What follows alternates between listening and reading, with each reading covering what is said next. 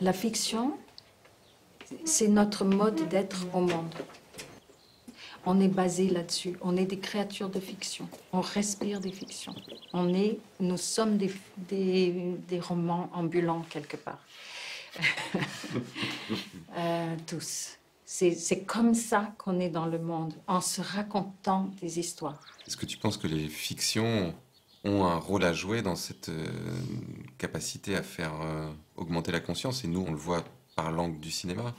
Je pense que s'il y avait quelques très très bons films avec des personnages charismatiques, ça pourrait faire une différence, avoir un impact réel.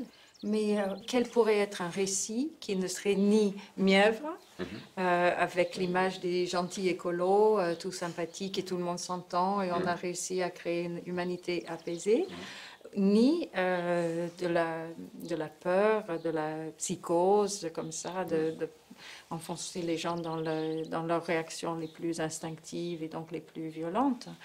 Et je ne sais pas.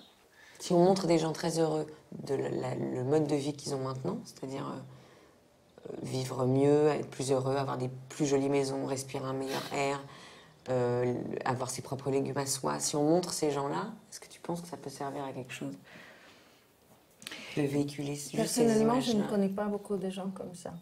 Nous, on les a trouvés. Donc c'est utile qu'on fasse ce film pour toi. Rien pour toi.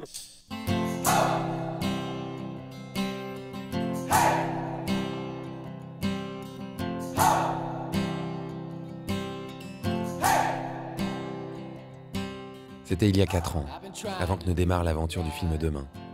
À un moment où très peu de gens croyaient que cette histoire valait la peine d'être racontée. On avait trouvé 10 000 €, prêtés par mon voisin, et on est parti à La Réunion pendant 3 jours tourner les premières images. Au retour, on a fait ce petit teaser de 2 minutes pour montrer à quoi demain pourrait ressembler. Et c'est comme ça que tout a commencé.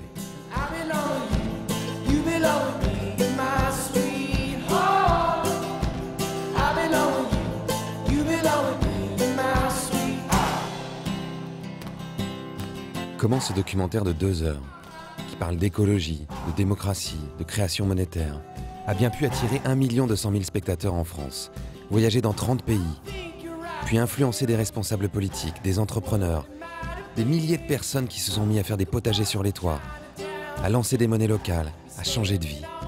C'est ce que nous avons cherché à comprendre. Et ce que ce succès raconte du pouvoir des films, des récits, des fictions, pour changer le monde.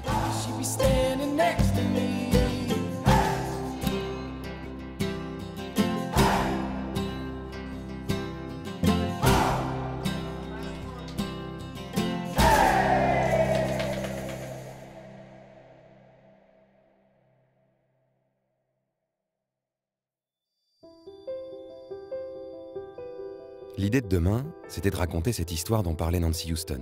Ni mièvre, ni anxiogène, qui donne envie d'agir, une nouvelle histoire de l'avenir, qui ne ressemble pas à ce que la plupart des documentaires écolos montraient depuis des années, en nous alertant, avec raison, sur notre impact sur la planète.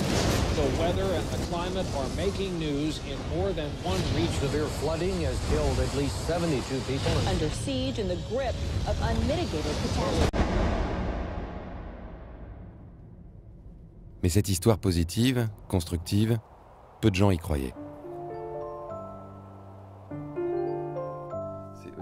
Et en 2014, après 3 ans de recherche de financement, nous n'avions toujours pas trouvé un sou. Alors nous avons décidé de demander à nos amis, nos connaissances, aux gens sur Internet s'ils avaient envie que ce film existe, s'ils voulaient qu'on leur raconte cette histoire. Et pour ça, on a lancé une campagne de crowdfunding.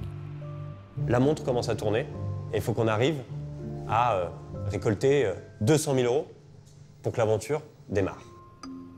La campagne commence à 14 h et on a tous rendez-vous à 19 h. Je me dépêche de faire ce que j'ai à faire dans ma journée. Je retrouve tout le monde au lancement de la campagne et en fait, on était déjà à 60 000 € collectés. On finit la soirée à 80 000 €. Le lendemain matin, on se réveille. On est tellement excités chez KissKissBankBank qu'on rafraîchit tous nos pages d'ordinateur toutes les 2 secondes. Et dès qu'on rafraîchissait, toutes les minutes, 5 000 €, 7 000 €, 10 000 €. Et en 3 jours, c'était 200 000 € qui étaient collectés.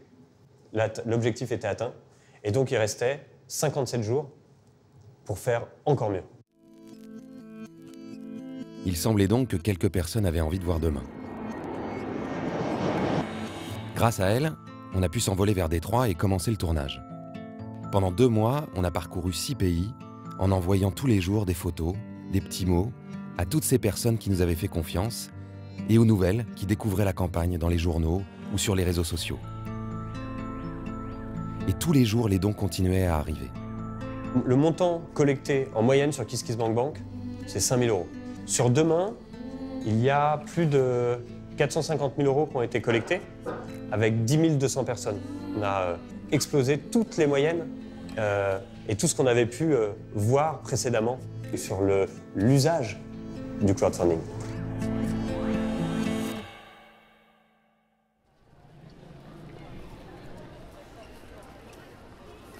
Au total, on a tourné pendant 4 mois, monté pendant 9, et un jour est enfin arrivé le moment de sortir le film.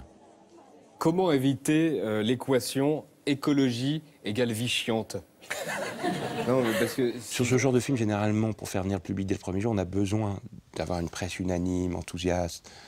Mais là, on n'a pas eu ça. Parce qu'il y a une petite voix qui me dit mais c'est beau, c'est merveilleux, c'est altruiste, c'est généreux, c'est humaniste. Vous parlez de la ville de San Francisco, il y a aussi la ville de Copenhague que vous montrez, ils roulent tous en vélo, ils sont tous beaux, ils mangent bio.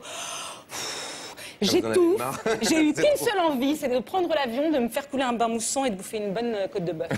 Est-ce que... Stop, quoi. Qu'est-ce que c'est que cette mise en scène? Qu'est-ce que c'est que ces 4 décérébrés qui en plus, avouent sillonner le monde en avion pour aller voir les désastres écologiques? Il y a eu un petit peu une distance. Le message était trop optimiste. Je sais que les journalistes n'aiment pas trop ça, les critiques n'aiment pas trop ça. Le premier jour. Le premier jour, le jour de la sortie, donc.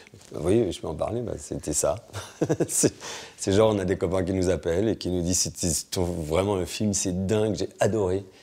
Et quand je disais, mais vous étiez combien dans la salle? 3. Bon, ok. J'ai eu beau chercher dans tous les sens des cas similaires sur des statistiques qui font qu'un film sur lequel on a jeté la première pelletée de terre réussit à ressurgir et à ressusciter, j'en trouve pas. Donc, il n'y a pas d'espoir. Et pourtant, si. Le miracle opère et la raison du miracle, ce sont les gens eux-mêmes. C'est le public qui s'en a emparé, petit à petit. Et là, c'était plus fort que tout.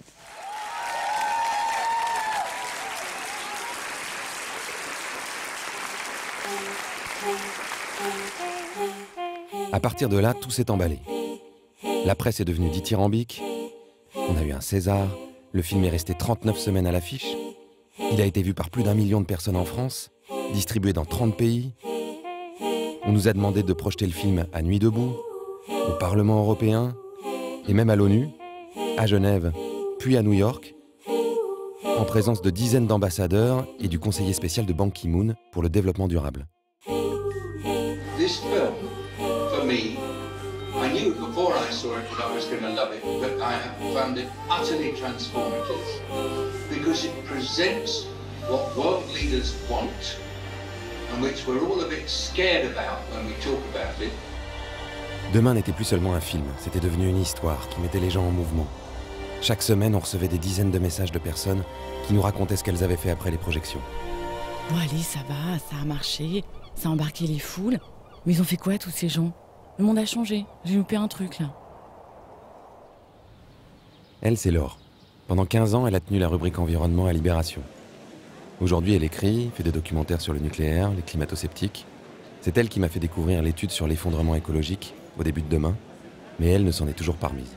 Non mais t'es marrant, c'est bon, pas évident de s'en remettre non plus. Les animaux disparaissent, on va vers 4 ou 5 degrés de réchauffement, on est de plus en plus nombreux, on va simplement plus pouvoir vivre sur cette planète. Alors les solutions proposées dans Demain, pour moi, sont pas du tout à la hauteur. En attendant, elle donne envie à des milliers de gens de se bouger. C'est peut-être un début, non? Ouais, ou un écran de fumée. Je l'aime bien Cyril, hein, mais parfois il prend ses désirs pour des réalités. J'ai voulu vérifier par moi-même si les gens se bougeaient vraiment. Alors j'ai filé à Vienne, une petite ville de 30 000 habitants à une encablure de Lyon. Comme partout en France, Demain avait reçu ici un accueil du tonnerre. La projection avait été organisée par une bande de copains dont certains bossaient à la librairie de la ville et ils s'en souviennent encore. 400 personnes qui ont réservé, 300 personnes refusées. Puis à un moment, il y a je crois que c'est une dame qui lève la main, qui dit bon voilà, moi je veux m'investir, mais je sais pas comment faire. Comment on peut faire? Je sais pas comment faire. Non, c'est pire que ça, Renaud. Et c'est qu'elle lui dit comment, parce qu'il y a eu un tutoiement qui s'est mis en place, mais comment tu vois les choses dans 10 ans? Et là, Cyril, avec son franc-parler, lui dit mais j'en ai rien à foutre de comment on voit les choses dans 10 ans. Qu'est-ce que vous faites demain?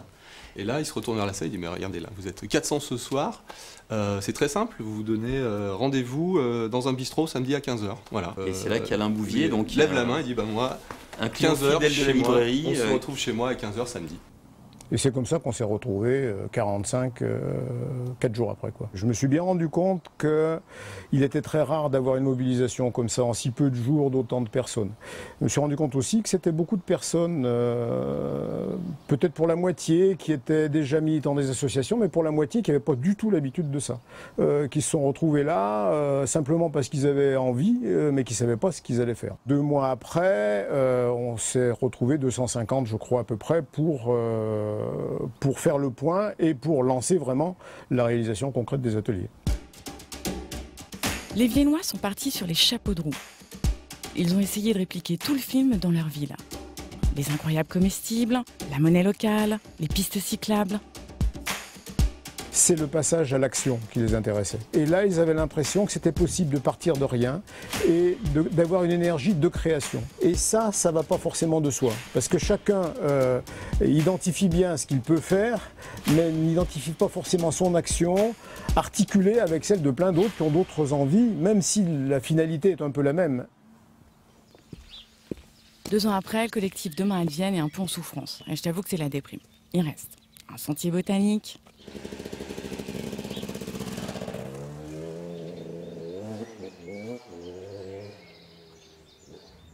de composteurs collectifs et 3 bacs d'herbes aromatiques dans la cour du lycée. Même les incroyables comestibles, je n'en ai vu aucune trace. Ou presque. Oh tiens, voilà, si vous voulez des patates, tiens, voilà. C'est quand même pas ça qui reste de Demain à Vienne. Ah, c'est qu'un petit élément, heureusement quand même. Bon, ceci étant dit, il faut reconnaître que nous ne sommes pas allés au bout de la logique. Si on veut faire évoluer les pratiques, ça nécessite d'élaborer un projet avec les élus locaux. Et là, il faut aller les voir pour leur expliquer si on veut passer de l'espace privé à l'espace public pour une réappropriation citoyenne. Ça, il y a vraiment un gros travail à réaliser. Et ça, nous n'avons pas su le faire encore. Ok, donc à Vienne, pour l'instant, ça n'a pas révolutionné la ville. Non, c'est un euphémisme. Ce qui serait intéressant, c'est de comprendre pourquoi, et de savoir si d'autres choses ont marché ailleurs. Oui, c'est vrai. En Belgique, le mouvement de la transition a explosé. Avant le film, il y avait 40 villes en transition, maintenant il y en a 80. En France, les incroyables comestibles se sont incrustés dans 200 villes depuis la sortie du film. C'est pas mal. Mais tu vois. Enfin, on est d'accord que c'est la chose la plus facile à mettre en place, non? Le plant de tomates sur la place du village. Oui, on est d'accord. Et à la fois, si tu demandes aux gens de commencer par réformer la politique agricole commune, ça marche moins bien. Et puis c'est pas toujours sur la place du village. Là, on est sur un toit d'un centre de courrier de la Poste qui est basé à La Chapelle, dans le 18e. On est sur un lieu où en fait il n'y avait rien avant. Peut-être des petits oiseaux, mais voilà, des antennes téléphoniques et la vue sur le métro de la ligne 2 quand même qui passe. Sophie travaille à la Poste. Depuis des années, elle rêve de faire pousser des légumes sur les toits des centres de tri. Et ça n'intéresse personne. Jusqu'au jour où une de ses collègues lui apporte une place pour une projection demain au siège du groupe. Pendant tout le film, j'ai des battements de cœur, c'est genre la folie, je suis comme ça en me disant mais oh, ça y est, là ils comprennent. Parce que bah, évidemment, moi dans tout ce qu'il y a, je suis un bout de Cyril, je suis un bout de Mélanie, je suis un bout de tous ces projets. J'ai lu Vandana, j'ai lu Rob Hopkins, quoi, voilà. Et pour moi, c'est une évidence. Et là, je me dis, ben voilà, en fait, ils sont tous là, tous ceux qui je dois convaincre sont là. Une semaine après, j'avais un rendez-vous et on me disait, ben ouais, pourquoi pas. C'est vrai que voilà, ça nous a emballés. Il y avait tout cet enthousiasme et toute cette énergie qui, juste les gens, en voyant que c'était possible, je pense que mon projet, ils pouvaient le visualiser grâce au film. J'étais plus toute seule. Et parfois, les planètes s'alignent. La mairie de Paris a décidé de lancer un grand programme d'agriculture urbaine. Ça s'appelle les pariculteurs. Dans ce dispositif, le rôle de la ville est de mettre en relation des propriétaires d'immeubles avec les entreprises ou les associations qui vont, elles, planter des choux sur les toits. Grâce aux pariculteurs, le groupe La Poste avait mis à disposition ce toit-là et on s'est dit, ok, on s'associe. En 5 mois, on a installé 53 buts de permaculture sur un toit de La Poste en plein Paris. On a monté 90 tonnes de terre, on a monté des bottes de paille, voilà. Et on a surtout plus d'une centaine de personnes qui sont là et qui participent. Et on a surtout des postiers sur tout le territoire qui nous appellent. Moi, j'ai des messages. Il n'y a pas une semaine où j'ai pas un message d'un postier qui me dit, tu sais, moi, je suis jardinier, j'aimerais bien faire ça. Et je suis là et je lui dis, vas-y, cherche un endroit.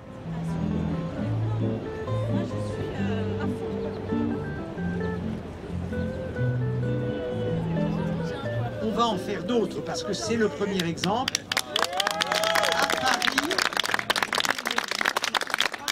À Paris, et je dois vous l'avouer, Madame l'adjointe à la maire, Monsieur le maire, ailleurs en France, car nous sommes présents, pour ceux qui ne le sauraient pas, dans 17 000 points de contact en France. Donc vous allez répliquer ce modèle sur les 17 000 sites ou... Non, pas sur les 17 000 sites, non. Mais on va regarder où on peut créer ces fermes ailleurs. Et quand est-ce qu'on le décidera? Dans 2 conditions. La première, c'est que les lieux s'y prêtent. Et ça, on doit avoir d'autres grands toits plats. Et la deuxième chose, et surtout, qu'il y ait des factrices, des facteurs, des postiers, des guichetiers, des guichetières qui soient prêts à prendre les choses en charge, parce que c'est les femmes et les hommes qui réalisent ces rêves-là. Bon, là, ça marche. Oui, c'est vrai, c'est déjà mieux. Mais pourquoi ça marche? Parce qu'on n'a pas juste une personne pleine de bonne volonté. Elle est déjà dans une entreprise qui a une logistique, une organisation, des moyens, donc ça va plus vite. Et puis la ville de Paris a modifié ses règles d'urbanisme. Mais enfin, c'est juste un toit, hein, c'est pas ça qui va nourrir les Parisiens. Mais c'est pas le toit qui compte, c'est l'histoire que ça raconte, qui peut donner envie à d'autres gens de faire pareil. C'est ce que nous disait Rob Hawkins dans Demain. I remember somebody once saying that having a vision of something or a story is like you throw a whirlpool in front of you that then starts to kind of draw you towards it.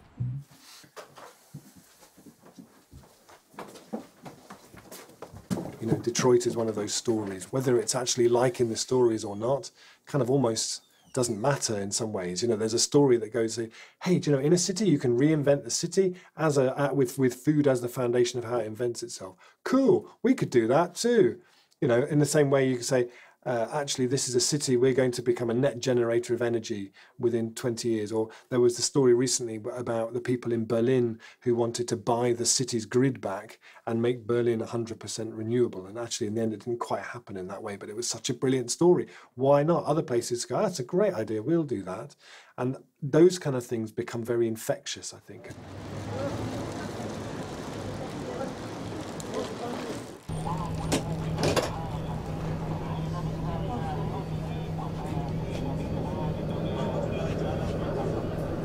Bon, vous avez vu Demain? Oui, j'ai vu Demain. J'ai vu Demain et Demain m'a inspirée. C'est un film qui aura marqué, en tout cas qui aura inspiré beaucoup de gens et qui aura permis de relier beaucoup d'expériences. Ce qui se passe à Détroit en matière d'agriculture ou voilà, toutes ces San Francisco aussi. Donc, c'était quand même une source d'inspiration et puis quelque chose sur lequel s'appuyer. Souvent, ce qui manque quand on est élu, qu'on veut faire bouger les choses, c'est la comparaison. C'est-à-dire si on dit mais ailleurs ça a été fait pour telle et telle raison et ça marche, bon ça donne des arguments supplémentaires. Donc je l'ai aussi beaucoup utilisé. Voilà, c'est un document très pédagogique. On l'a beaucoup diffusé, on l'a présenté à l'appui par exemple de nos projets quand on a commencé à travailler sur des projets vraiment à grande échelle d'agriculture urbaine. Faut reconnaître qu'avec Pariculteurs, il y a un truc qui germe. La mairie de Paris a fait signer une charte à des entreprises, des acteurs publics, des copropriétaires, des bailleurs, pour créer 100 hectares de végétalisation, dont 33 d'agriculture urbaine, et ce d'ici à 2020. En gros, une quarantaine de toits comme celui-là. Aujourd'hui, on en est déjà à 5 hectares cultivés, 150 emplois, 500 tonnes de fruits et légumes, 8000 litres de bière, du poisson en aquaponie, des herbes aromatiques, et ça va continuer.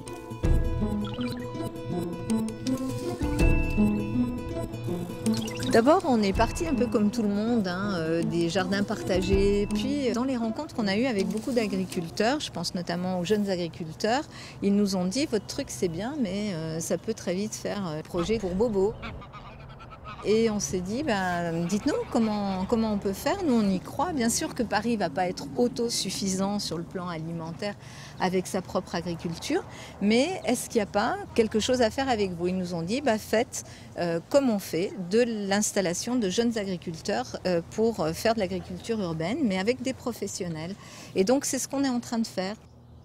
On ne sera jamais dans les échelles d'hectares, ce n'est pas la Beauce, mais il y a besoin de ceintures maraîchères autour des grandes métropoles pour pouvoir justement alimenter ces grandes métropoles.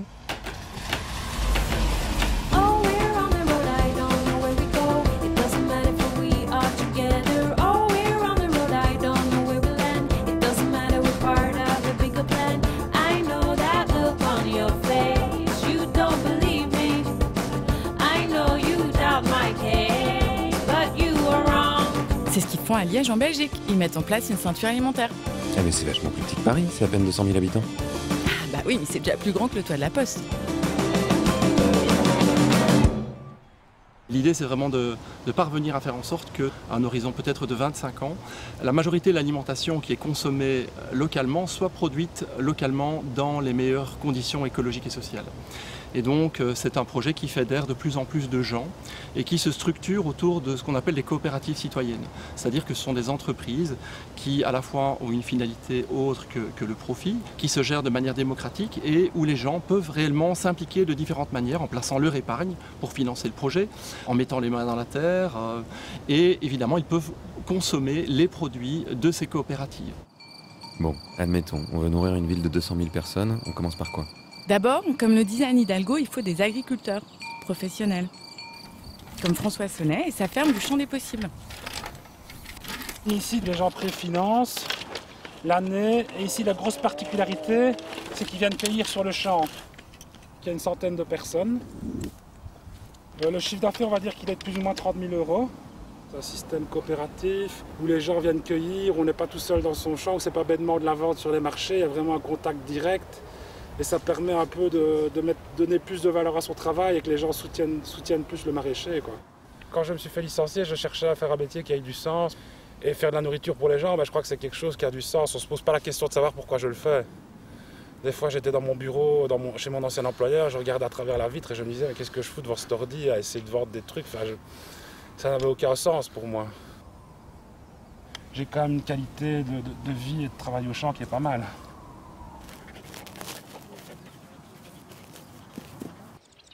Pour produire en plus grande quantité, il te faut aussi des coopératives, comme celle des Compagnons de la Terre.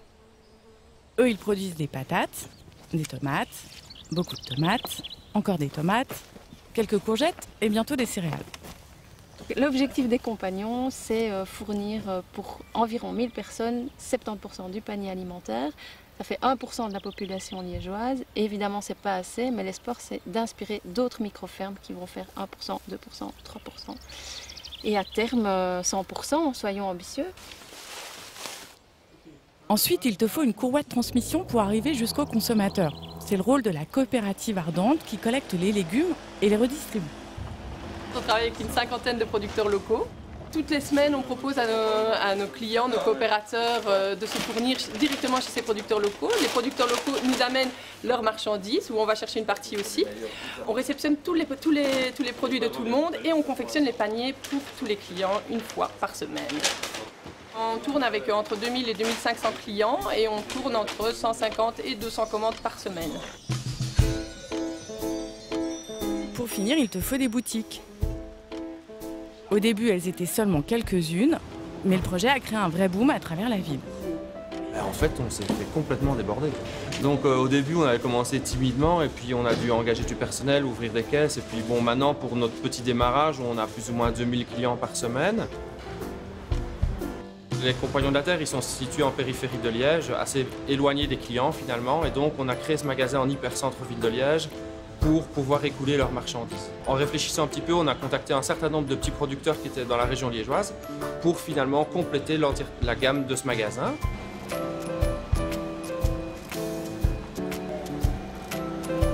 Actuellement, on estime que moins de 5% de la consommation locale provient d'une production locale de qualité. Le but de la ceinture alimentaire sur le long terme, c'est d'arriver à atteindre ou dépasser 50% de production locale consommée localement. Et ils vont y arriver à nourrir les Liégeois? Ouais, c'est bien la question. 5% des habitants, c'est 10 000 personnes, c'est pas énorme. Non, mais ils veulent arriver à 50%. C'est la même histoire qu'à Détroit. Comme quoi, ça se propage. Bah, ils ont dû voir demain. Pendant les quelques mois où le film est passé, avec les ciné-débats, on a pu voir le rythme d'adhésion à certaines coopératives aller jusqu'à doubler. Des gens qui n'étaient pas du tout dans ce genre de milieu, qui sont venus avec leur énergie. Nous, on a vu vraiment un boom dans les ventes. On a eu une augmentation de 15 à 20% les semaines qui ont suivi la sortie du film, enfin les semaines et les mois qui ont suivi la sortie du film. Ça a vraiment fait un effet de prise de conscience pour le consommateur.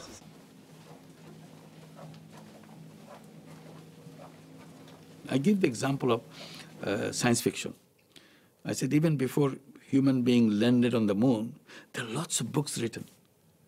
All fancy things, how someday people can go to the moon. That idea captured minds of everybody, all over generations and generations. Finally, human being went to the moon. The science fiction has a role. It triggers your imagination. And science always followed the science fiction. Now you have this Star Trek and the movies, War of the Worlds, all kinds of things. So that triggers our mind. And you see all these mobile phones, all the things that we have in our pocket, all the gadgets, all the computers. These were in science fiction before, in one form or another. And people say, why not? And why not has a result. Made it happen. Unfortunately, we don't have social fictions. We do not know, even in a funny way, what will be our society like 100 years from now. They will talk, what? You're looking for a job? What is a job? We never heard of it. We never heard of it. Et j'en connais un, moi, qui est en train d'écrire une fiction sociale intéressante. Vas-y, fais-moi rêver. Le maire de Grenoble, madame. Premier maire écolo d'une ville de plus de 150 000 habitants. C'est la ville où demain a fait le plus d'entrées en France. Ça bouge là-bas. Ça pédale plutôt, non?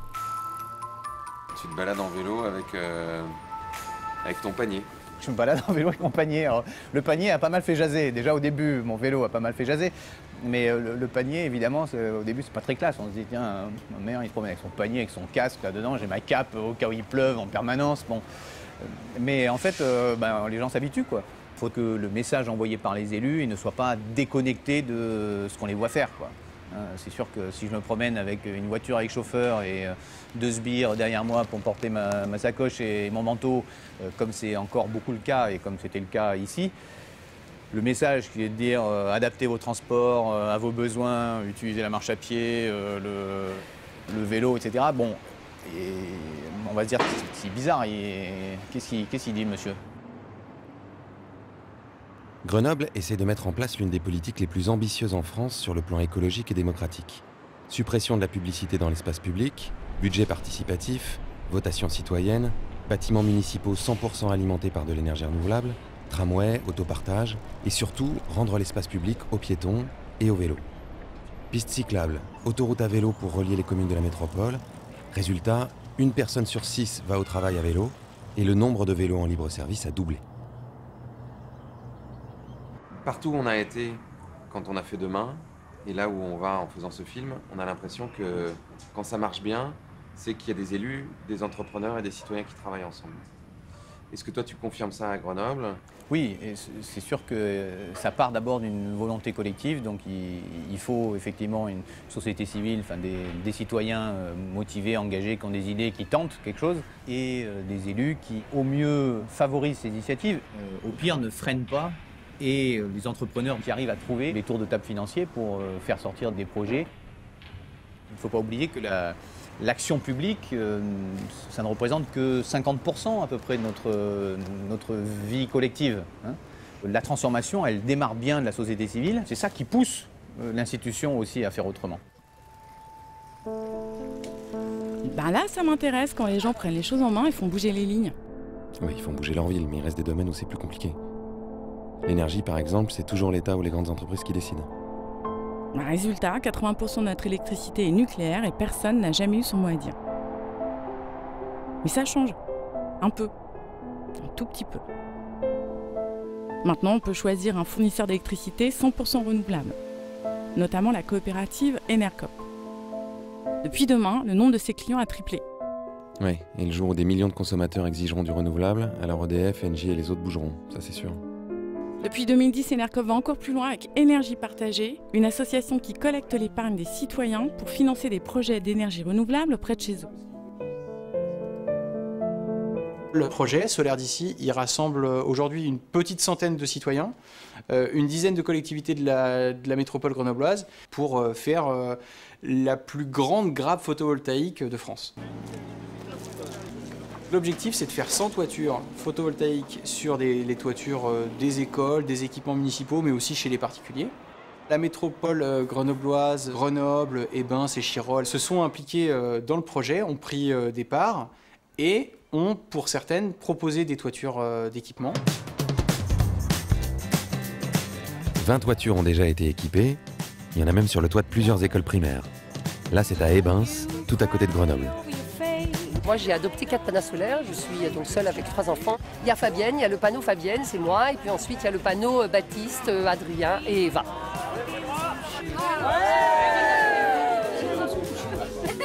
Ces projets, finalement, ils génèrent de l'énergie solaire, mais aussi de l'énergie pour nous tous.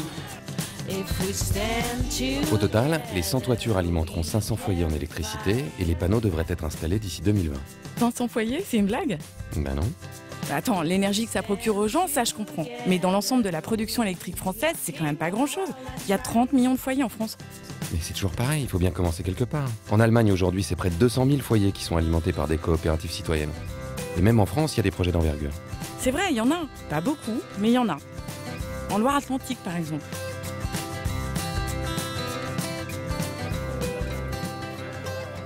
On consomme de l'énergie, il faut qu'on prenne part au développement de ces énergies. Et avant, on s'opposait beaucoup, notamment au nucléaire. Et là, ce qui a fait tenir les gens aussi, c'est qu'on travaillait pour un projet.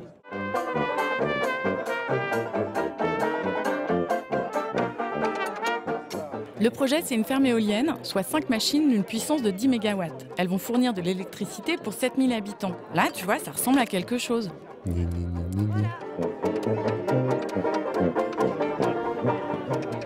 Et Nora, 3 ans, elle a dû nous entendre dans nos discussions de grands. On mettait des sous dans les éoliennes. Donc dans sa petite tête, elle s'imagine qu'on met des pièces dans les éoliennes pour qu'elles tournent. Donc en fait, c'est une tirelire géante. Moi, j'ai mis de l'argent, ouais. Je ne l'ai pas mis pour moi, je l'ai mis pour mes petits-enfants. Vous avez mis combien? J'ai mis, je crois que c'est 1500 €, un truc comme ça. On s'approprie ces possibilités-là, qui étaient avant, enfin qui jusqu'ici sont quand même détenues par l'État, quoi, on va dire. Mais attention, c'est le genre d'initiative qui met des années à se monter. Il a fallu que tout le monde coopère. Les habitants du coin, les collectivités qui ont apporté environ 700 000 €, les banques qui ont prêté 17 millions, les élus qui ont appuyé le dossier et les paysans qui ont loué leurs terres. C'est le principe du tabouret dont parlait le maire de Grenoble. C'est possible en mouillant la chemise, en associant beaucoup de monde et en se formant. Parce que sans formation des acteurs citoyens notamment, mais aussi des collectivités locales, c'est un projet qu'on dit ah bah, c'est pas pour nous, c'est pour des développeurs industriels. Avec l'électricité produite, la ferme va engranger environ 2 millions d'euros par an. Cet argent permet de rembourser l'emprunt, de rémunérer les petits investisseurs, tandis que les communes peuvent baisser leurs impôts locaux ou créer plus de services publics. Mais le vrai booster de ces projets citoyens, c'est l'arrivée d'une loi en 2016 qui facilite la transition énergétique. Moi, quand je viens inaugurer un champ éolien ici, je suis obligatoirement heureux. C'est notre travail qui a fait qu'aujourd'hui, les plans climat-énergie territoriaux sont obligatoires à l'échelle de toutes les intercommunalités. C'est des amendements qu'on a défendus qui ont permis aux collectivités de pouvoir rentrer dans le capital de ce type de projet.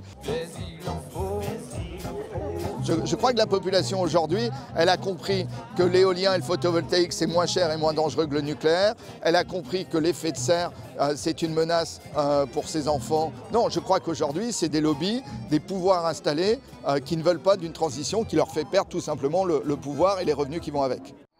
Ah, les lobbies, la plaie de la démocratie. Imagine l'énergie que mettent tous ces gens, tout ça pour se casser les dents sur des multinationales qui écrivent les lois et arrosent les parlementaires. Mais alors, il y a peut-être qu'une seule solution, c'est changer les entreprises de l'intérieur, pour qu'elles participent à la transition plutôt que de l'entraver. Allez, c'est reparti.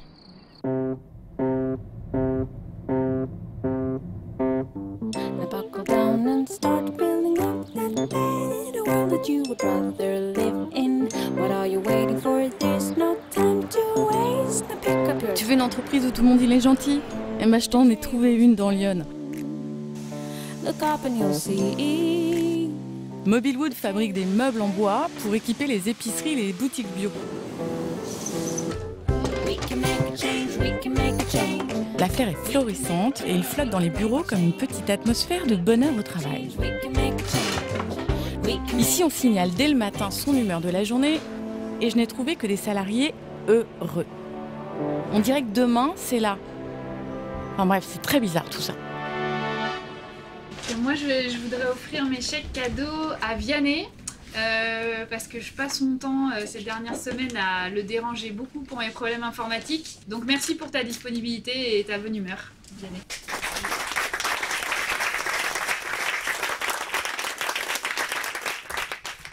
Je vais offrir mon chèque cadeau à Gilles. Oh.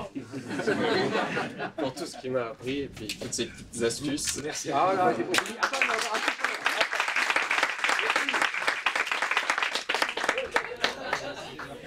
On laisse la parole à tout le monde, on s'occupe les uns des autres, on se remercie. Et ça, c'est vraiment quelque chose de très chaleureux et humain. En tout cas, ça crée un rapport différent et positif avec le travail. Ce qui fait que, en fait, on se lève le matin et on va travailler avec plaisir. Et non pas en reculant en disant ouais, je vais juste bosser. Donc ça change complètement en fait, le rapport au travail. Avant la sortie du film, Mobilwood avait déjà engagé une mutation en changeant son mode de gouvernance. Et quand il a vu le film, Sébastien, le patron, s'y est tout de suite retrouvé. Demain était plus une confirmation qu'une révélation. Et nous, demain, ça nous a confirmé qu'on était sur la bonne voie. Ce qui était hyper intéressant, c'est que demain, ils sont allés chercher des initiatives un peu partout dans le monde. Et là, l'idée, c'est de dire toutes ces initiatives-là, en fait, finalement, si on les réunit au même endroit, ça donne quoi ?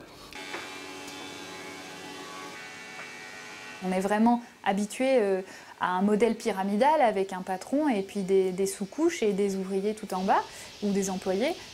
Ce qui nous distingue chez Mobilwood, c'est depuis 2016, avril 2016, un fonctionnement sans hiérarchie avec une autorité distribuée. En fait, chaque employé a un petit territoire qu'il contrôle et l'autorité est claire comme ça et chacun prend les décisions à son niveau.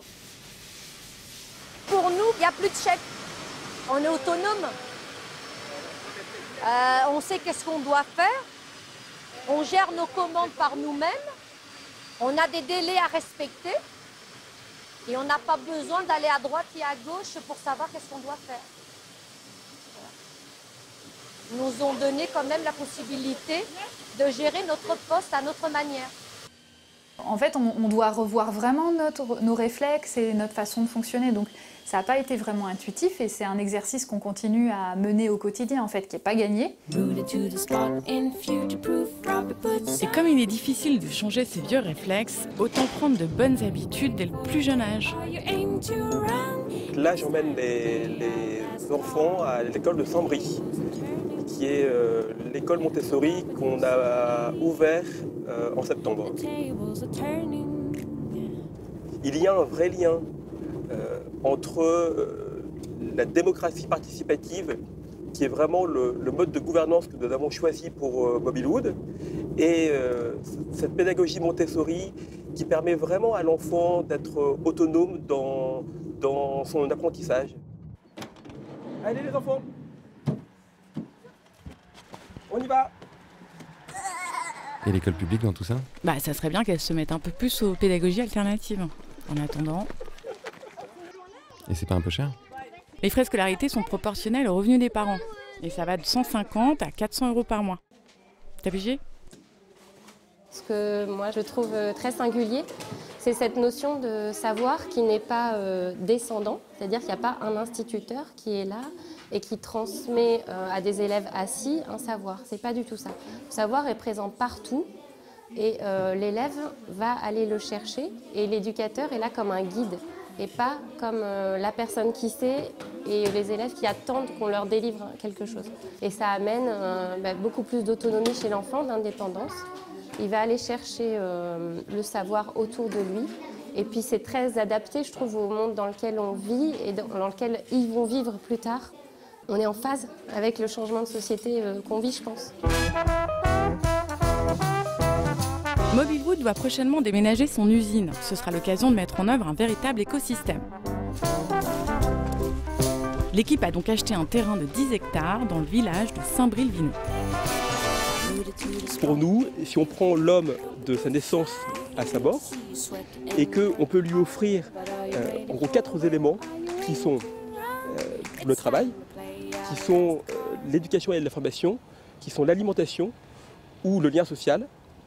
Donc le lien social par la maison éco-citoyenne, le travail par la nouvelle usine en cradle to cradle verte, vertueuse, la pédagogie et la formation par une école Montessori, par un centre de formation, l'alimentation par la permaculture.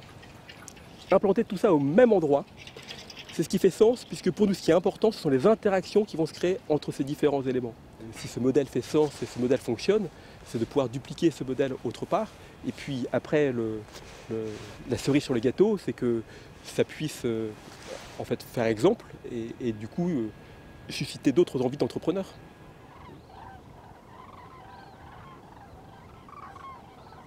Si Mobilwood souhaite inspirer d'autres entrepreneurs, c'est également une entreprise qui a inspiré Mobilwood. Une entreprise que nous avions visitée, nous aussi, dans Demain. Pocheco fabrique 2 milliards 200 millions d'enveloppes par an, c'est un fait. Ça veut dire plus ou moins 10 millions d'enveloppes tous les jours. Mais l'Internet est en train de nous remplacer tout ça. Donc notre métier est en train de s'effondrer. Il y a un effondrement en cours et il faut qu'on fasse front contre cet effondrement. Donc avec les collègues, on avait 2 options. Soit on se décourage et on laisse tomber, soit on décide qu'avec le peu de résultats qu'on produit, résultats financiers qu'on produit, on va tout réinvestir dans la création de nouvelles activités. Quand Cyril et Mélanie sont venus pour filmer l'usine dans Demain, ils nous ont montré que le métier qu'on fait ici est un métier qu'on peut raconter. Avec Demain, on s'est dit, on peut transmettre la connaissance, on peut même la partager. C'est ce que font Cyril et Mélanie avec le film. Eh bien, si on continuait ça, si on tirait ce fil, cette logique-là, on ne changera pas à nous tout seuls les conditions du monde et l'industrie dans le monde. Mais on peut peut-être travailler avec des équipes qui sont intéressées par les mêmes problématiques que nous et les accompagner. Et c'est comme ça qu'on a décidé de créer le bureau d'études, qu'on a appelé Ouvert. C'est une équipe aujourd'hui de 10 personnes. Donc on travaille avec les entreprises qui nous appellent. On travaille par exemple avec des entreprises un peu partout en Europe, dans plusieurs secteurs d'activité. C'est l'agroalimentaire, ce sont les cosmétiques, c'est l'industrie lourde. Car Ouvert, le bureau d'études de Pocheco accompagne non seulement des petites entreprises comme Mobilwood, mais aussi des entreprises beaucoup plus grandes, beaucoup moins vertueuses, comme la marque Evian du groupe Danone, qui veut atteindre la neutralité carbone en 2020, mettre en place une économie totalement circulaire en 2025 et fabriquer ses bouteilles avec des déchets végétaux. Et son PDG semble lui aussi contaminé par le récit d'un monde qui change. We never saw the consumer as confused. They're lost. Well, the truth is we lost them. We are losing them, literally. They're just getting out of our shops, getting out of our brands, finding their own alternatives. They are going for food without us, without the food industry. That's what is happening. Not only without, but maybe against us. And no surprise that more and more people believe that as other commons, as air, water should be free. If water should be free, why not food? So yes, a revolution is cooking. And the question is, what do we do about this? I think we're coming to the point where we will have to either fight against consumer going after their own food way, or recognize as an industry that its ultimate goal is to serve the sovereignty for people on their food. So why don't we start? Well, with my board consent, I went to the shareholders general meeting of Danone last April to say that we commit as a company to become a B Corp.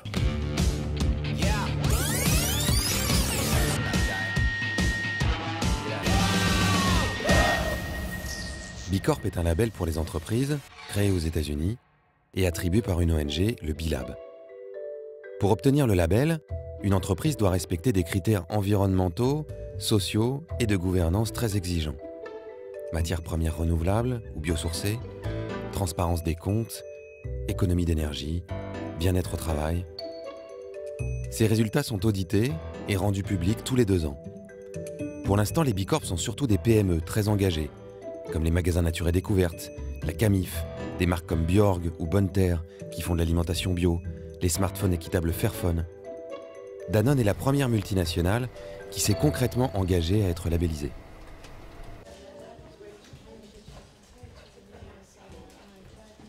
L'idée de départ de B Corp, c'est de certifier les entreprises à impact positif sur la société, la planète, etc. Les entreprises réalisent que ce qu'elles faisaient historiquement dans leur démarche de développement durable, de RSE, etc., qui était je minimise les impacts négatifs de mon activité, minimiser la pollution, les déchets, le risque de travail des enfants dans la chaîne de fournisseurs, ça ne suffit pas, et qu'il va falloir aller vers une contribution sociétale positive. Donc une entreprise qui vend du gel douche, elle permet aux gens de se laver, mais ce n'est pas de ça dont on parle. Quand on parle d'impact positif, on parle vraiment de résoudre les problèmes de pauvreté, résoudre le problème d'égalité des chances, résoudre les problèmes environnementaux de manière beaucoup plus proactive que juste mettre des produits sympas sur le marché qui rendent les gens un peu mieux, quoi. Donc oui, du coup, l'arrivée de Danone, mais des grands groupes, on va dire, dans ce contexte-là, est un petit peu surprenant. Pour Utopie, on a 50 salariés, c'est difficile d'être une B Corp, mais c'est dans nos gènes depuis toujours. Ça fait 25 ans qu'on travaille sur ces questions de développement durable. J'allais dire c'est plus facile que pour une entreprise qui n'est pas née là-dessus, même s'il y a historiquement chez Danone le double projet économique et social, mais il y a 100 000 salariés partout dans le monde avec des réglementations différentes, des cultures différentes du monde des affaires, etc. Donc on a décidé de partir sur cette aventure. À l'échelle d'une entreprise qui fait 25 milliards d'euros de chiffre d'affaires, ça fait peur autant aux équipes de B Corp qu'à nous, hein. Mais on y est allé. Dans quelques mois tout au plus, on aura accrédité pas loin du tiers de toute l'activité mondiale de Danone, y compris notre très grosse filiale américaine qui fait 6 milliards de dollars de chiffre d'affaires. Ce jour-là, je pense qu'on aura atteint un seuil de non-retour. Ça veut dire que c'est possible d'être une entreprise internationale de cette taille et de faire partie de la communauté B Corp.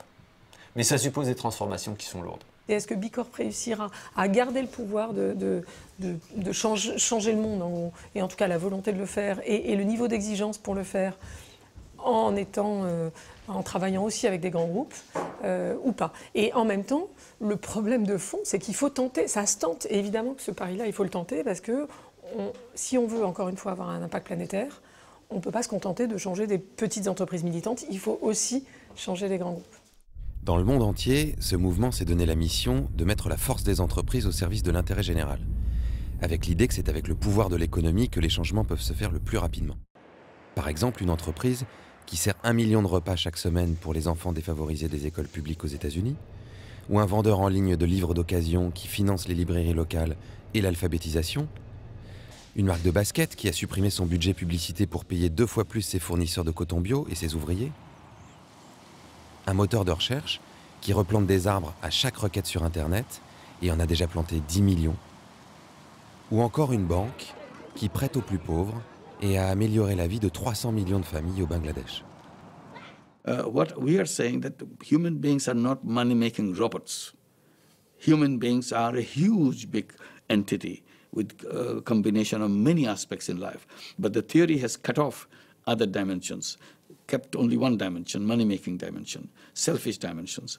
So we created all this problem. So I'm promoting some other kind of business, business to solve problem. So what we are doing in social business, that we take the objectives of charity, objectives of NGOs, put the business method behind it, and it becomes very powerful. C'est très mignon tout ça, sauf que des B Corp, il y en a 2500 sur 4 millions d'entreprises dans le monde. C'est ce que tu vas me dire. Faut bien commencer quelque part. Parce que tu vois, pour l'instant, les multinationales changent le monde, c'est vrai, mais en le détruisant. Oui, mais vu l'urgence, est-ce qu'on peut se payer le luxe de pas essayer ? Imagine si la donne bascule. D'autres grosses boîtes vont vouloir s'y mettre, des grandes, des petites, qui investiraient pour résoudre les problèmes de la faim dans le monde, du changement climatique. Ça aiderait. Ouais. En attendant, il y a eu plus de 1200 milliards de dollars de dividendes reversés aux actionnaires dans le monde en 2017. Et ce qu'ils veulent, les actionnaires, c'est pas vraiment changer le monde, c'est de l'argent. Money is not an objective reality. It has no objective value. You cannot eat it, you cannot drink it, you cannot wear it. But then come along these master storytellers, the big bankers, the finance ministers, the prime ministers, and they tell us a very convincing story. Look, you see this green piece of paper? It is actually worth 10 bananas. And if I believe it, and you believe it, and everybody believes it, it actually works. I can take this worthless piece of paper, go to the supermarket, give it to a complete stranger whom I've never met before, and get in exchange real bananas, which I can actually eat. This is something amazing. You can never do it with chimpanzees. Chimpanzees trade, of course. Yes, you give me a coconut, I'll give you a banana, that can work. But you give me a worthless piece of paper, and you expect me to give you a banana? No way. What do you think I am, a human? Money, in fact, is the most successful story ever invented and told by humans, because it is the only story everybody believes.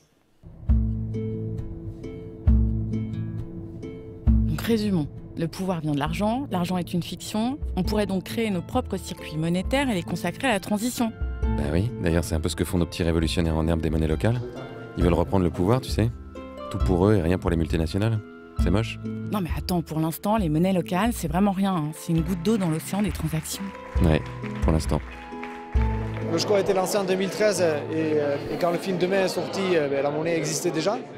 D'une part, c'était vraiment génial d'avoir un film qui parle aussi bien des alternatives et notamment des monnaies locales. Et je me souviens que quand j'ai vu le film en salle, je me suis dit il faut qu'on montre ça à tout le monde parce que ça fait une présentation des monnaies locales qui est extraordinaire et qui est archi convaincante. Créer une monnaie locale, c'est une façon de s'approprier la monnaie et comment c'est une façon d'exercer un pouvoir, disons, qui est de mesurer en quelque sorte. Et ça, c'est vraiment, en termes de symbolique, hyper puissant dans le film. C'est vrai que depuis demain, une dizaine de monnaies locales ont été créées. Au total, en France, on en compte une quarantaine.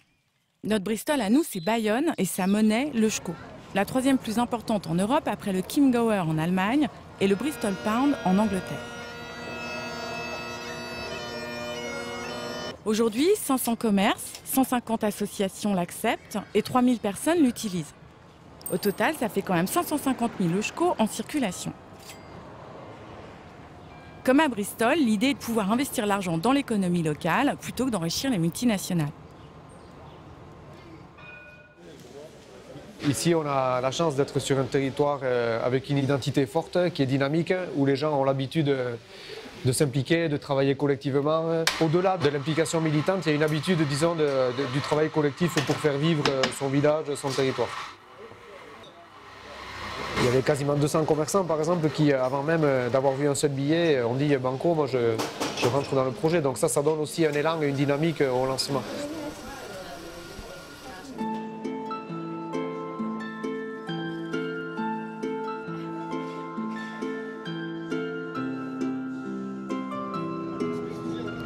Pour aller plus loin, les créateurs de l'Euskho ont mis au point une version numérique qui permet de payer avec l'équivalent d'une carte bancaire.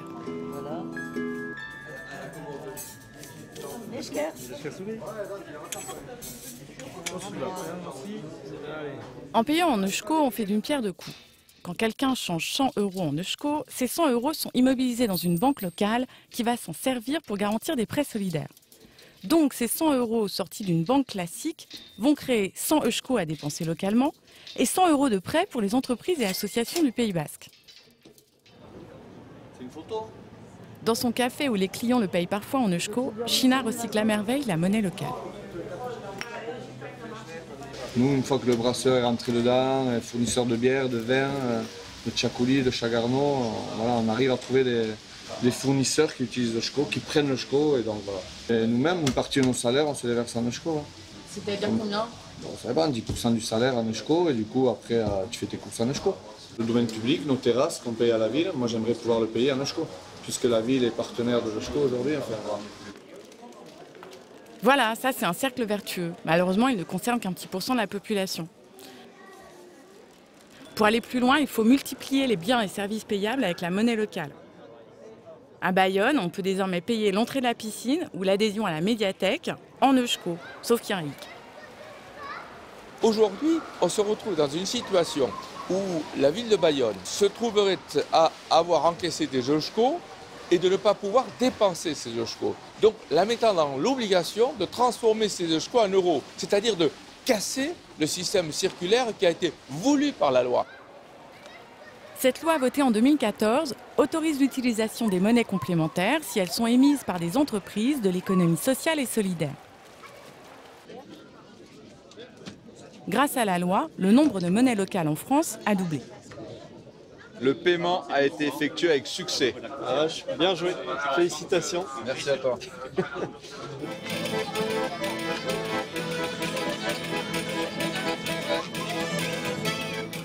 Qu'est-ce qu'il faut pour faire pression? Il faut bien que des gens disent on veut tous payer en EJCO.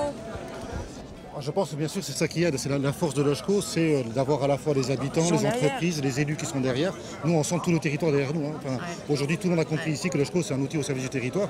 Et de toute la France les gens nous appellent. On nous appelle de Grenoble, on nous appelle de Nantes, on nous appelle de Paris, on nous appelle de Lille pour savoir qu'est-ce qui se passe au Pays Basque. Vous êtes à la pointe en termes de monnaie locale, on voudrait avancer aussi vite que vous. Parce que ce qui se passe ici c'est intéressant, mais en termes de transition écologique il faut aussi créer des monnaies locales partout en France. Ici c'est un exemple, mais il faut le diffuser. Même c'est ça par rapport à ce qui se passe à Bristol, etc. Où on peut payer en partie les employés municipaux, les impôts locaux. Vous imaginez la taxe d'habitation payée en EJCO? Ah mais écoutez, je trouverais ça magnifique. Après vous êtes mal, vous ne pouvez pas les dépenser vos EJCO. Non mais si, mais écoutez, on arrivera à les dépenser. On arrivera à les dépenser parce que, vous savez, ce pays a une vingtaine de codes. Ouais. Alors au fur et à mesure qu'on avance et qu'on est en conformité avec un code, on nous oppose un autre code. Ouais. Alors, vous savez, il va falloir qu'on trouve une solution à un moment donné. Il faut, si la question est politique, qu'elle soit réglée sur le terrain politique.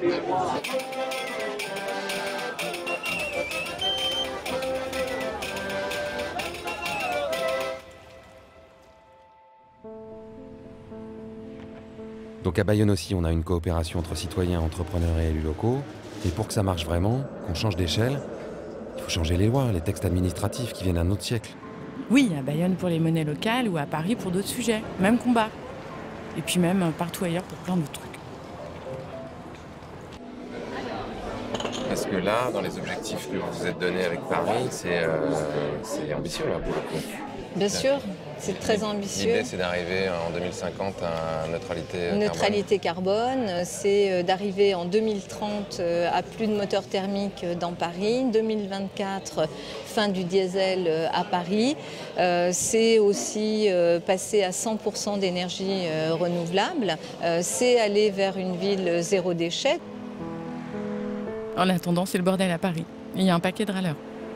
Ouais, comme à Copenhague quand ils ont limité la place des voitures, et comme à peu près partout ils ont fait la même chose. On râle, et après, on veut plus revenir en arrière. Dans ce contexte-là d'échelle locale, de quoi ont besoin les élus pour pouvoir surmonter les obstacles qu'ils ont? On a besoin de lois qui permettent justement de donner la priorité à ces changements-là, c'est-à-dire que toutes les strates de lois cumulées... Je vous donne un autre exemple. Qui est très très significatif.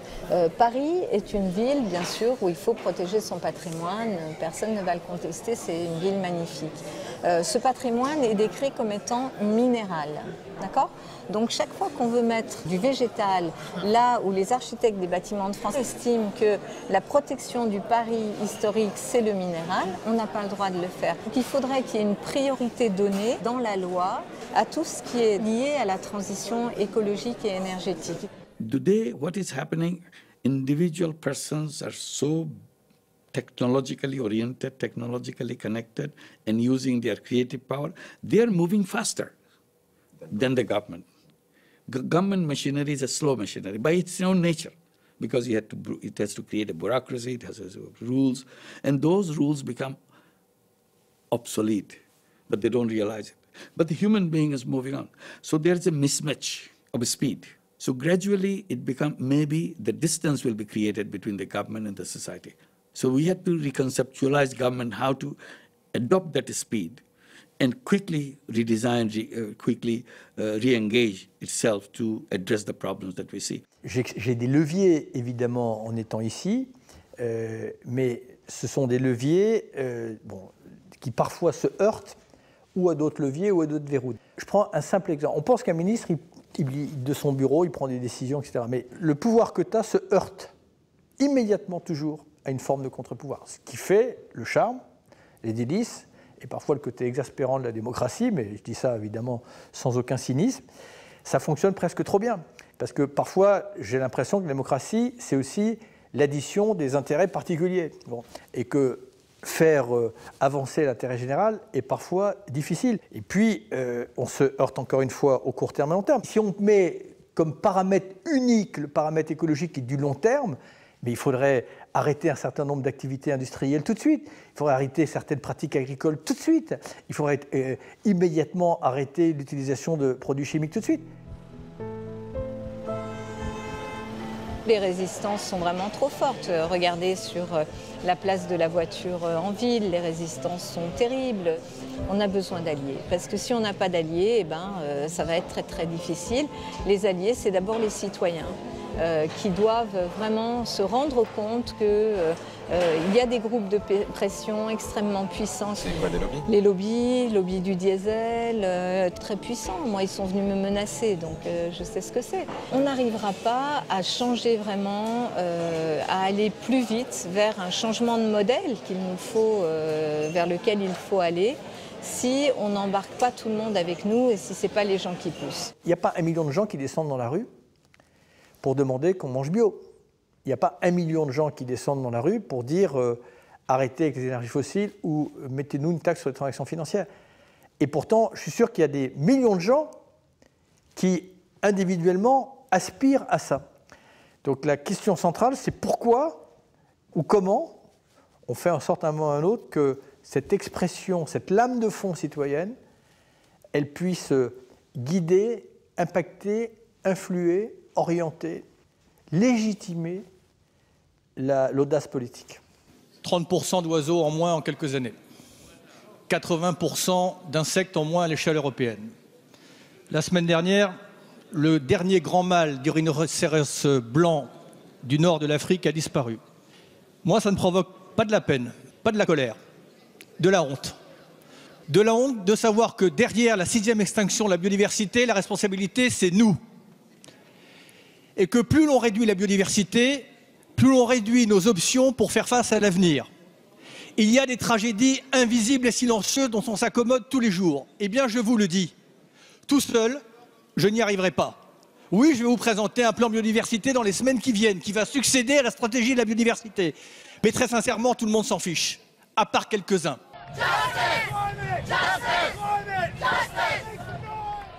La plus grande marche contre le changement climatique de ces dernières années a été organisée à New York en septembre 2014. Malgré le battage médiatique et la kyrielle de stars du cinéma américain qui avait pris la tête du cortège, elle a rassemblé seulement 300 000 personnes.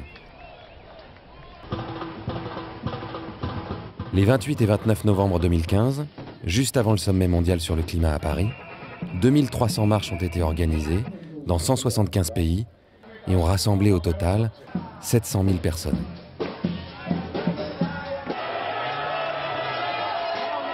En comparaison, 1,5 million de Français sont descendus sur les Champs-Élysées en 1998 pour fêter la victoire de la France à la Coupe du Monde de foot.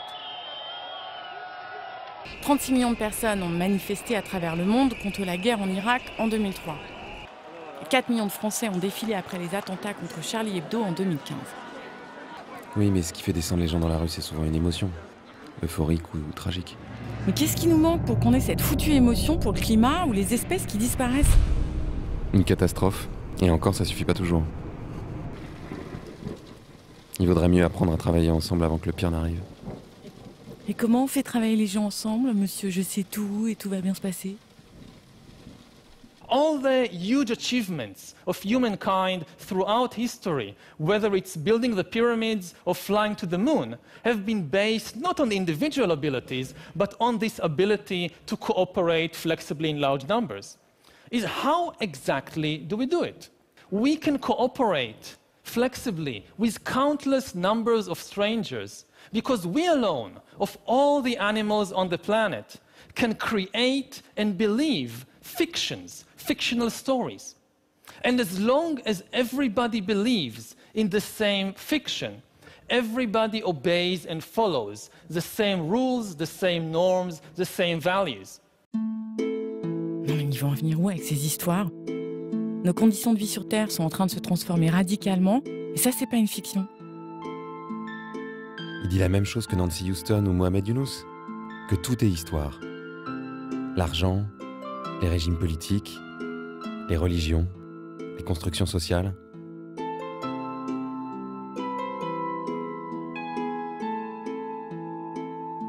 La société actuelle, celle qui transforme la vie sur Terre, comme tu dis, c'est le fruit d'une histoire, qui a très bien marché d'ailleurs. Un jour, on trouve normal que les hommes soient supérieurs aux femmes, que les blancs soient supérieurs aux noirs, et un autre, on change d'histoire.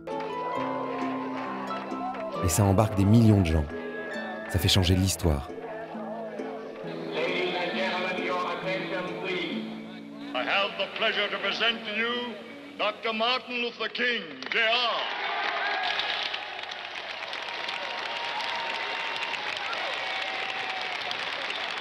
I am happy to join with you today in what will go down in history as the greatest demonstration for freedom in the history of our nation. Now is the time to make real the promises of democracy. I have a dream that one day this nation will rise up and live out the true meaning of its creed. We hold these truths to be self-evident, that all men are created equal. I have a dream that my 4 little children will one day live in a nation where they will not be judged by the color of their skin, but by the content of their character. I have a dream today.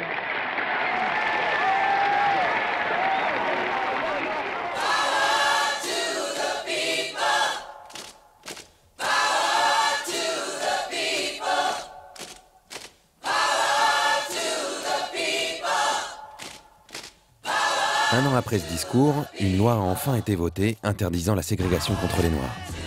Dans les années 70, en France, les luttes portées par les 343 salopes, les intellectuels, les militantes, les femmes de tous horizons, ont permis d'envisager l'égalité entre hommes et femmes et ont conduit à la loi légalisant l'avortement.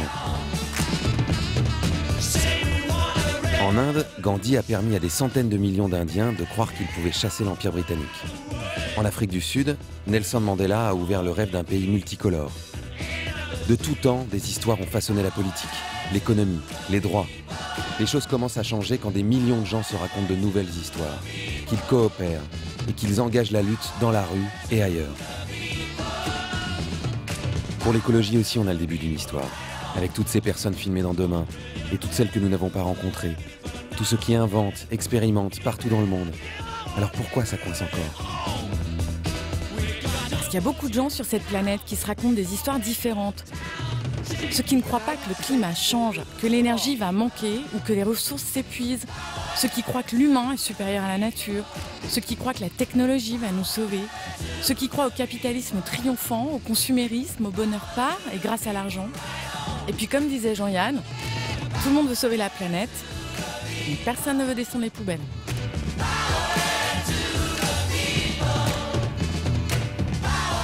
Et puis il y a tous ceux qui ne croient pas qu'ils ont le pouvoir de changer les choses.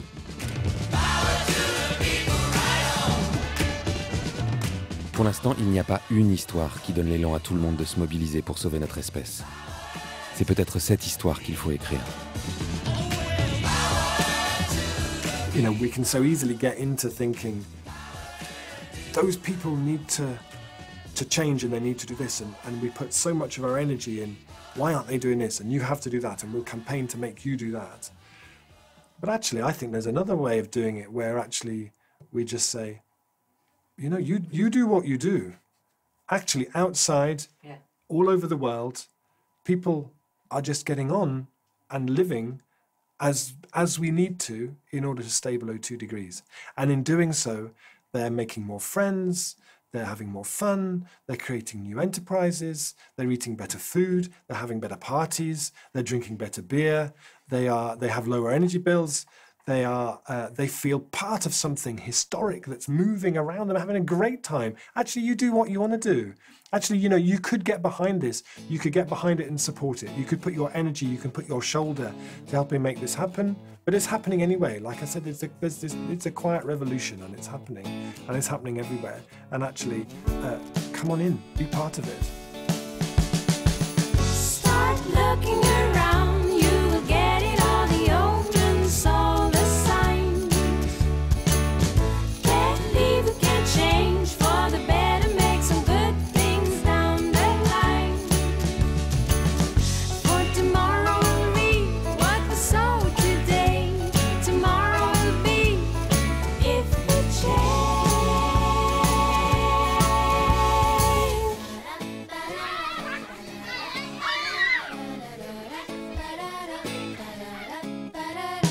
Climb to the top of a tree. The sky is too covered to see. A picture of a horizon, a place where we can build our home. Je n'ai eu qu'une seule envie, prendre l'avion, me faire couler un bain moussant et bouffer une bonne côte de bœuf. C'est une citation des propos de Léa Salamé. Une réplique mythique. Mythique après avoir vu votre film. Demain, je sais pas, vous avez changé, Léa, depuis? Oui, j'ai regretté ce moment où j'ai usé d'un cynisme un petit peu facile en vous disant c'est tellement plein de bons sentiments ce film que j'ai envie de me faire couler un bain et de manger une barbecue. Et en fait, vous avez réussi à opérer ma mue, à me faire réaliser le ridicule de mes propos.